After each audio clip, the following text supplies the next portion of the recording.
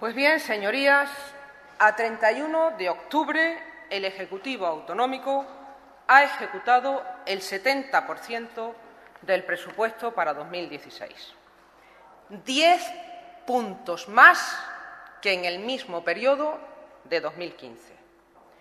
Es el mejor dato desde 2011. En términos absolutos, señorías, la Junta de Extremadura ha ejecutado 531 millones de euros más que en el mismo periodo de 2015.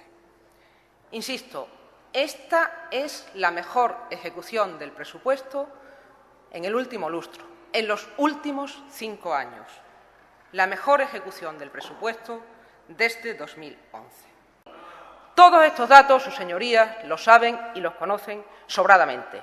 Como conocen nuestro compromiso con las personas, 10.469 personas ocupadas más, 10.681 desempleados menos, 48,4 euros pagados en renta básica, 500 profesores más de 600 rutas escolares, las ayudas agrarias pagadas en su totalidad, 491 millones de euros.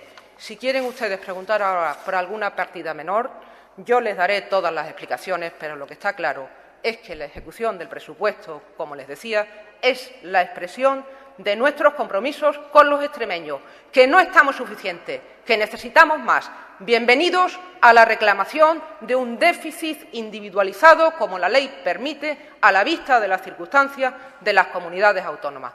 Y, sobre todo, bienvenidos al diálogo, bienvenidos a la responsabilidad y al trabajo conjunto por los extremeños. Muchas gracias.